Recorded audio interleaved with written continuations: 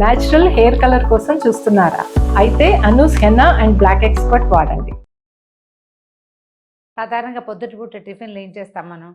ఇడ్లీ, దోశ, ఉప్మా కదా. పెసరట్టు అనగానే దానికి ప్రిపరేషన్ అని ఫీల్ అవుతాం. ఇడ్లీ, దోశ, ఉప్మా కూడా ప్రిపరేషన్ కావాలి. ఉప్మా అంటే అప్పటికప్పుడు చేస్తాం. ఇడ్లీ, దోశకి ఫ్రిడ్జ్లో పిండి ఉండాలి, లేదా పిండి ఆ రోజు రుబ్బాలి. పెసరట్లకు కూడా అంతే ఆలోచిస్తాం మనం. అయితే పెసరట్లకి ఏ ప్రిపరేషను లేకుండా ఉప్మా అంత సింపుల్గా పెసరట్లు ఎలా చేయాలి? నానబెట్టక్కర్లేకుండా పెసరట్లు చేయగలమా? బ్రహ్మాండంగా చేయొచ్చు. చాలా క్రిస్ప్గా, చాలా సూపర్గా వస్తాయి. ఇంతకుముందు ఒక వీడియోలో చెప్పాం కూడా. అయితే అది ప్రాక్టికల్గా చేసి చూపించాలని అనుకుంటున్నాం. పెసలు మనం ఒక పెద్ద కప్పు పెసలు తీసుకుంటే వీటిని శుభ్రంగా కడిగేయండి, మిక్సీలో వేసేయండి. కడిగి మిక్సీలో వేయటమే, నానబెట్టే పని లేదు. నీళ్లు పోసి రుబ్బేసుకోవటమే. మనకి కావాల్సిన కన్సిస్టెన్సీకి అల్లం, పచ్చిమిర్చి, జీలకర్ర వేయటము, చక్కగా గ్రైండ్ చేసేసుకోవటం. కరకరలాడుతుంది. పిండి ఎలా ఉంటుందంటే కొంచెం రవ్వ కలిసిన ఫీల్ వస్తుంది. మన మిక్సీ జార్ బాగుంటే దోశలు, ఈ పెసరట్లు సూపర్గా వస్తాయి. చేసి చూద్దాం, చూడండి. ముందు ఒక కప్పు పెసలు తీసుకుని శుభ్రంగా 2-3 సార్లు నీళ్ళు పోసి కడిగేయండి.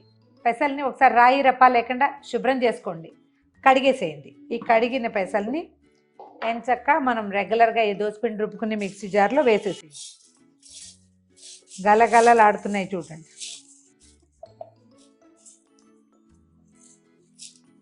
ఓకే, గ్రైండ్ చేసేద్దాం. పెసలు మిక్సీలో వేసానా, గ్రైండ్ చేశాను చూడండి.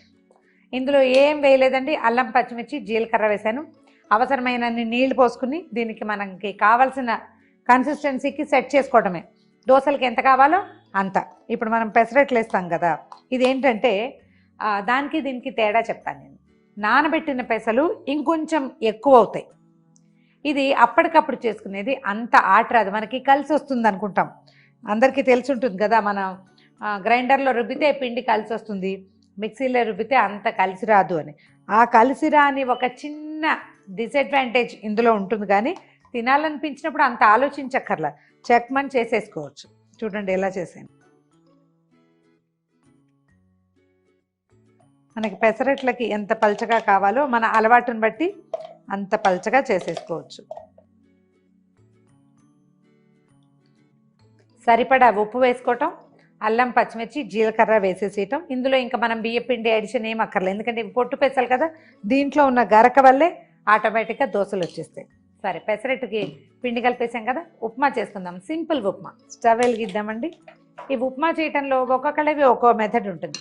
ముందే రవ్వ వేయించి పెట్టుకునే వాళ్ళు కొంతమంది, తర్వాత రవ్వ అసలు వేయించకుండా పచ్చి రవ్వతోటి చేసుకునే వాళ్ళు కొంతమంది.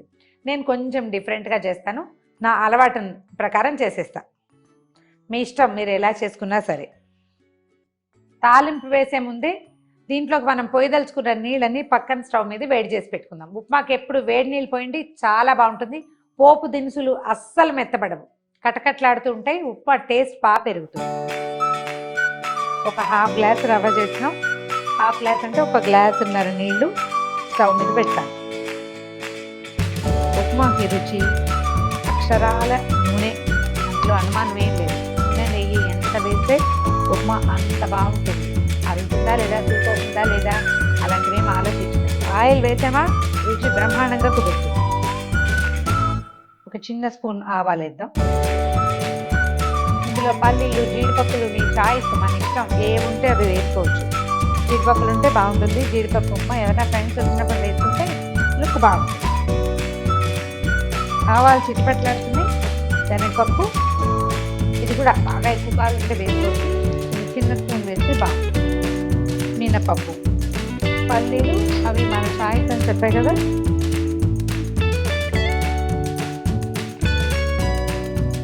పోపు దినుసులు వేగాక కొంచెం అల్లం, సన్న ముక్కలు చేసిన అల్లము, సన్నటి ముక్కలు చేసిన పచ్చిమిర్చి, తర్వాత 2 రెబ్బల కరివేపాకు, 1 ఉల్లిపాయ కట్ చేశాను. ఇది కూడా చాయిసే, ఉల్లిపాయ వేస్తే కొంచెం ఎక్కువ ఉప్మా కనిపిస్తుంది మనకి.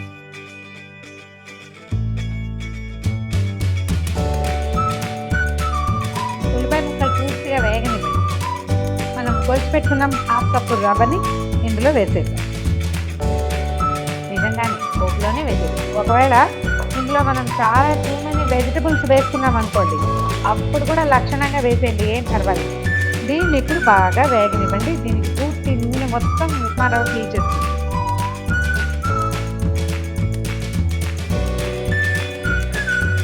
సరిపడా ఉప్పు వేసేద్దాం.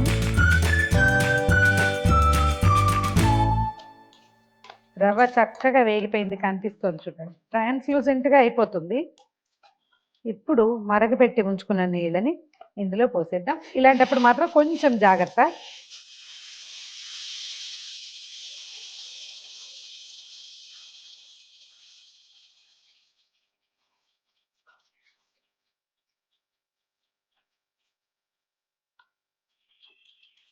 ఇంకా ఉండకడుతుంది, ఇందులో ఉండలు గచ్చకాయలు ఉంటాయి, ఇలాంటి అనుమానం ఏం ఉండక్కర్లేదు. 2 నిమిషాల పాటు మూత పెట్టేద్దాం.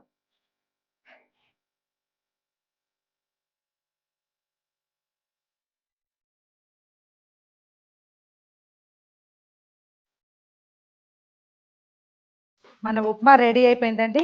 ఇందులో పోపులు తాలింపులు కొంచెం కొంచెం తగ్గించుకోదలుచుకుంటే తగ్గించుకోవచ్చు.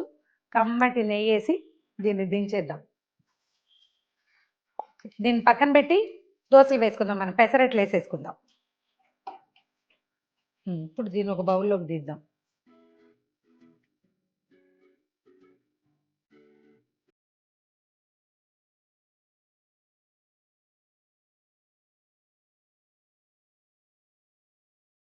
స్టవ్ వెలిగించి ప్యాన్ పెట్టుకుందాం. నాన్ స్టిక్ ప్యాన్ పెట్టండి, మీరు మామూలు ప్యాన్ మీద కూడా వేసుకోవచ్చు. పెసరట్టు వేసేద్దాము. మన అలవాటుని బట్టి కావలసిన కన్సిస్టెన్సీ తీసుకోవచ్చు. మనం ఉప్మా చేసుకోకపోతే కనుక అల్లం పచ్చిమిర్చి సన్నటి ముక్కలు చేసి దీని మీద వేస్తే చాలా బాగుంటుంది. 3 ముక్కలు పెసర అంటారు. అల్లం పచ్చిమిర్చి సన్నగా ఉల్లిపాయలు కట్ చేసి వేసేసుకుంటే చాలా టేస్టీగా ఉంటుంది. మనం ఉప్మా చేసుకున్నాం కదా, అల్లం పచ్చిమిర్చి అంతా అందులోనే వేసాం.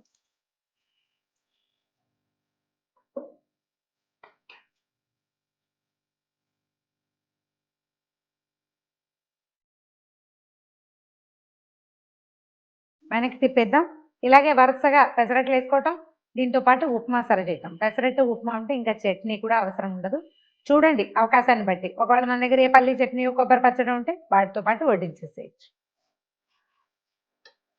రెండో పక్క కూడా కాలేక ప్లేట్లోకి తీసేద్దాం. ఇంకోటి వేసుకుందాం.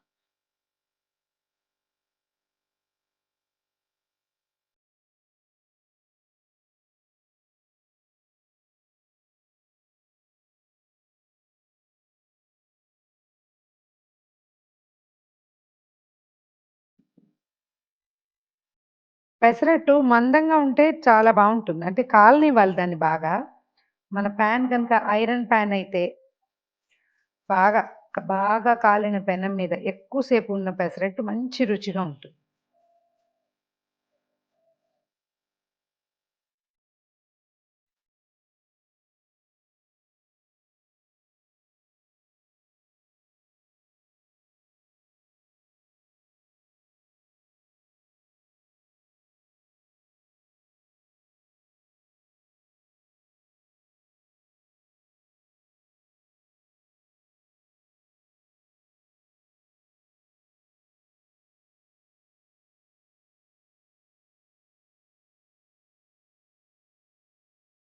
ఇదిగోండి అప్పటికప్పుడు రుబ్బిన పెసరట్ల పిండి, దాంతో చేసిన పెసరట్లు పెతి ఉప్మా రెడీగా ఉంది.